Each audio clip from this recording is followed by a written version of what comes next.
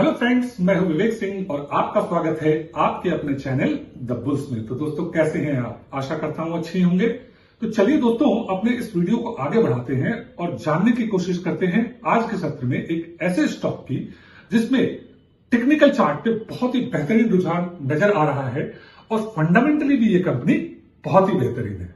तो दोस्तों, क्या आप शेयर बाजार में पैसा बनाना चाहते हैं लेकिन समझ में नहीं आ रहा कि शुरुआत कहां से करें, या टेलीविजन पे और यूट्यूब पे हजारों स्टॉक्स के जो जो सजेशंस आते हैं उससे आप कंफ्यूज हो रहे हैं?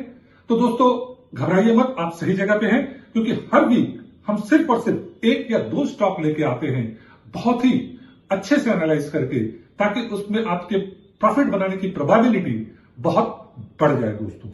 तो दोस्तों, एक ही बात मैं कहना चाहूंगा कि किसी भी स्टॉक में सोचकर नहीं, समझकर पैसा लगाइए, तभी आपका पैसा बनता है दोस्तों। तो चलिए दोस्तों, अपने इस वीडियो को आगे बढ़ाते हैं और जानने की कोशिश करते हैं वो स्टॉक जो इस वीक का बादशाह बनने वाला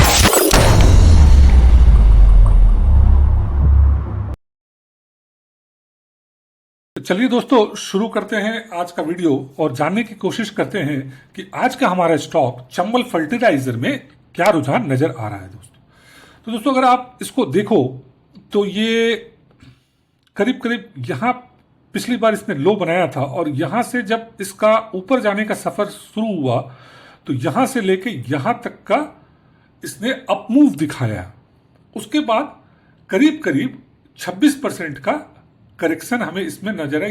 ये वाली लाइन अगर देखें, ये वाली लाइन, तो इस लाइन के अकॉर्डिंगली 26% का इसमें करेक्शन हमें होता हुआ नजर आया है दोस्तों। तो दोस्तों, ये एक थोड़ा अब लाइन से पीछे जाते हैं और जानने की कोशिश करते हैं कि what is the relevance of this particular red line.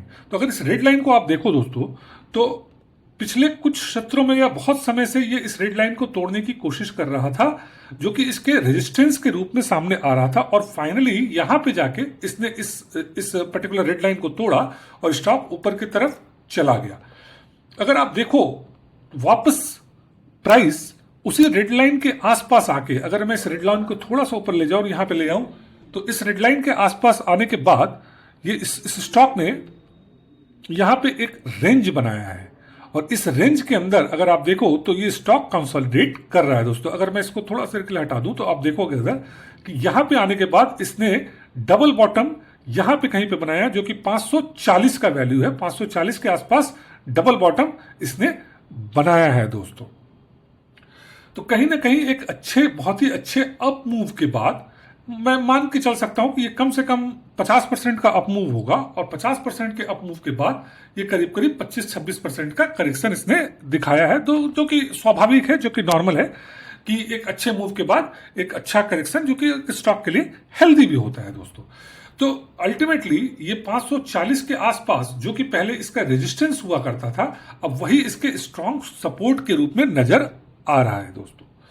तो चलिए इसके कुछ और फैक्टर्स को देख लेते हैं और कुछ न्यूज को देख लेते हैं। अगर आप चंबल फर्टिलाइजर का न्यूज देखें कि the fund houses had 249 lakh shares of Chambal fertiliser and chemicals in May against 183 lakh shares in April. तो कहीं ना कहीं दोस्तों, अप्रैल के बाद मई में इन्होंने फंड्स हाउसेज ने इसमें अपना स्टेक बढ़ाया है, जो कि 1373 करोड़ का स्टेक हो गया है दोस्तों, राइट। अब बात करते हैं अगर इसके मनी टॉक पे क्या कह रहे हैं। एक यूट्यूब चैनल है जो कि एक राउंड यूट्यूब चैनल है, तो इस पे क्या रुझाना चाहिए, इसको भी सुनिए। करने के बाद अभी जो रेंज है सपोर्ट के आसपास है, 550 के आसपास है, 532 535 इसके नीचे नहीं जाना चाहिए। परफेक्ट जोन है बाइंग करने का, लेकिन इसमें ब्रेकआउट नहीं है। अगर ब्रेकआउट नहीं होता तो मूव नहीं आता है। सो मुझे लगता है आपको एक बार 530 का एक स्टॉप लॉस मेंटेन करना सही होगा और आप वेट कीजिए। मुझे लगता है कि यहाँ पे बहुत जल्दी आपको 580 एंड 600 का टारगेट आना चाहिए। तो ये हुई दोस्तों बात यूट्यूब के किसी चैनल की। और अब बात करते हैं इसके कुछ और फंडामेंटल्स की। तो दोस्तों, ये 22,000 करोड़ की कंपनी है, जो कि यहां देख सकते हैं आप, और एक स्मॉल कैप कंपनी है, 22,000 करोड़ की है। और अगर आप इसमें एक इंटरेस्टिंग फैक्ट देखें, इसके होल्डिंग्स को देखें, तो आप देखोगे दोस्तों कि एफआईआईज ने इसमें होल्डिंग्स अपनी कंटिन्यूअसली बढ़ाई है। तो मेरा ऐसा मानना है दोस्तों, ये मेरी पर्सनल राय है कि जहां भी एफआईआईज की होल्डिंग ज्यादा होती है और जो उनका ओवरऑल कैपेसिटी है, ठीक है, वो बहुत ही स्ट्रांग होता है, तो कहीं ना कहीं जिसमें एफआईआईज की होल्डिंग ज्यादा होगी उसमें एक संभावना बनी रहती कि आने वाले समय में वो एक अच्छा अप मूव दिखाएगा दोस्तों। तो ये एक पॉजिटिव फैक्टर है इस स्टॉक के लिए। तो दोस्तों टेक्निकल चार्ट पे अब हम जानेंगे कि अगर सब कुछ सही नजर आ रहा है तो चलिए इसके कुछ और पैरामीटर्स को भी फिलहाल देख लेते हैं, जैसे कि फॉर एग्जांपल इसके आरएसआई को भी देख लेते हैं। तो आरएसआई को अगर हम देखें दोस्तों, तो आरएसआई आप देखोगे कि बहुत ऊपर आरएसआई जाने के बाद 30 से भी नीचे आरएसआई चला गया था और फाइनली 30 को इसने क्रॉस करके 30 के ऊपर कहीं ना कहीं ये ट्रेड कर रहा है।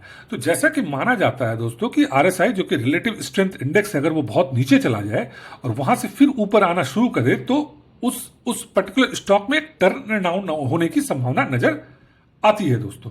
आप उसके हिस्ट्री को भी देख सकते हैं, उसके हिस्ट्री से ही आपको क्लियर हो जाएगा कि कहीं ना कहीं अगर इसका कंसोलिडेशन को छोड़ दे तो देखिए यहां पे इसने लास्ट लो बनाया था, इस लो के पिछले जो लो है यहां पे बनाया था और उसके बाद ये स्टॉक का जो मूव है वो यहां तक का दिखाया, जो कि ये मूव नजर आता है दोस्तों। अगर मैं इसको यहां ले आऊं तो आपको क्लियर कट दिखेगा दोस्तों। इनफैक्ट अगर यहां ले आओ तो यहां क्लियर कट दिखेगा कि यहां पे इसने, चलिए मैं इसको छोटा कर देता हूं तो आपको समझने में सुविधा होगी। तो यहां कहीं इसने पहले लो बनाया, फिर एक हाई बनाया, फिर लो बनाया, फिर एक हाई बनाया, फिर लो बनाया और उसके बाद ये हाई बनाया और फाइनली लो बना के फिर से आरएसआई अपने नीचे के वैल्यू पे नजर आ रहा है दोस्तों। तो चलिए और एक फैक्टर देख लेते हैं, इसका मैकडी भी चेक कर लेते हैं, कोई हर्ज नहीं है। तो मैकडी को अगर देखें हम इसके, तो मैकडी पे कहीं ना कहीं दोस्तों इसमें एक क्रॉस ओवर आपको नजर आया। देख रहे हो दोस्तों कि ब्लू लाइन ने रेड लाइन को क्रॉस किया है यहां पे, तो कहीं ना कहीं क्रॉस ओवर नजर आया है बहुत लंबे समय के बाद, तो जो कि दर्शाता है कि कहीं ना कहीं जो शॉर्ट टर्म की जो लाइन है वो लॉन्ग टर्म की लाइन को नीचे से ऊपर की तरफ काट रही है। तो कहीं ना कहीं आने वाले समय में इसमें टर्न अराउंड होने की संभावना नजर आती है दोस्तों। तो चलिए अब कुछ और चीजों पे नजर डालते हैं, बट बिफोर दैट इसके टारगेट और इसके स्टॉप लॉस और कहां एक परफेक्ट बाइंग जोन होगा उसको जानने से पहले मैं रिक्वेस्ट करूंगा हमारे मित्र किशोर को, जो आपको इसके फंडामेंटल्स के बारे में बताएंगे दोस्तों। नमस्कार दोस्तों, मेरा नाम किशोर है और मैं एक रोबोट हूं। आज मैं आपको बताऊंगा चंबल फर्टिलाइजर के फंडामेंटल्स की, वो भी बस 1 मिनट में। चंबल फर्टिलाइजर देश की सबसे बड़ी यूरिया उत्पादन कंपनियों में से एक है, जिससे इसकी बाजार में स्थायी मांग बनी रहती है। सरकारी सब्सिडी मॉडल से लाभ, सरकार द्वारा यूरिया पर दी जाने वाली सब्सिडी कंपनी के राजस्व को स्थिर बनाती है। कम कर्ज, लो डेट, कंपनी का डेट टू इक्विटी रेशियो बहुत कम है, जो इसकी वित्तीय मजबूती को दर्शाता है। लगातार डिविडेंड देने का ट्रैक रिकॉर्ड, पिछले कई वर्षों से कंपनी अपने निवेशकों को नियमित डिविडेंड देती आई है। वैल्यूएशन आकर्षक है, कंपनी का प्राइस टू अर्निंग्स पे रेशियो इंडस्ट्री एवरेज से नीचे है, जिससे यह एक सस्ता स्टॉक माना जा सकता है। मजबूत कैश फ्लो और ऑपरेटिंग मार्जिन, चंबल का ऑपरेटिंग मार्जिन करीब 13-15% के बीच रहता है, जो इसकी कुशलता को दर्शाता है। प्रोमोटर होल्डिंग 60% से अधिक, प्रोमोटर्स की हिस्सेदारी कंपनी में 60% से ज्यादा है, जो उनके विश्वास को दर्शाता है। डोमेस्टिक फोकस्ड बिजनेस, कंपनी की अधिकतर कमाई भारत से होती है, जिससे विदेशी जोखिम कम होता है। फर्टिलाइजर सेक्टर का स्टेबल प्रदर्शन, खाद्य उत्पादन में निरंतर वृद्धि के कारण इस सेक्टर में स्थायित्व है। लॉन्ग टर्म ग्रोथ की संभावना, कृषि क्षेत्र में सरकार के निवेश और रिफॉर्म से चंबल को भविष्य में बड़ा फायदा मिल सकता है। चलिए अब बात करते हैं टेक्निकल की। Over to you Vivek sir. Thank you Kishore. तो दोस्तों ये रेड लाइन जो आप देख पा रहे हो, ये एक इसके स्ट्रॉन्ग सपोर्ट के रूप में नजर आ रहा है। तो कहीं ना कहीं 550-540 के पास, यहां पे लगा देता हूं मैं, करीब करीब 540-545 के आसपास इसमें एक स्ट्रॉन्ग सपोर्ट नजर आ रहा है। आपका बाइंग रेंज क्या होना चाहिए? आपका बाइंग रेंज होना चाहिए दोस्तों 540 से 550 के बीच में इसको आप खरीदने की कोशिश करें, और आपका जो स्टॉप लॉस नजर आएगा वो आएगा कहीं ना कहीं 530 के आसपास। तो 530 के आसपास का स्टॉप लॉस लगाएं और 540 से 550 के बीच में इसमें खरीदने की कोशिश करें। और आने वाले समय में जो टारगेट मुझे नजर आता है दोस्तों कि जो इमीडिएट टारगेट एक नजर आता है 575 से 580 का इमीडिएट टारगेट नजर आता है, और थोड़े समय के लिए आप वेट करें तो इसमें 600 के जो वैल्यू है वो भी नजर आ सकता है। इस पर काफी कुछ डिपेंड करता है दोस्तों मॉनसून के ऊपर भी, ठीक है। तो मॉनसून अगर अच्छा रहा, जो कि संभावना देखी जा रही है इस बार मॉनसून के अच्छे रहने की, तो मॉनसून अगर अच्छा रहा और सब कुछ ठीक ठाक रहा तो डेफिनेटली इसमें एक अपमूव आता हुआ नजर आएगा दोस्तों।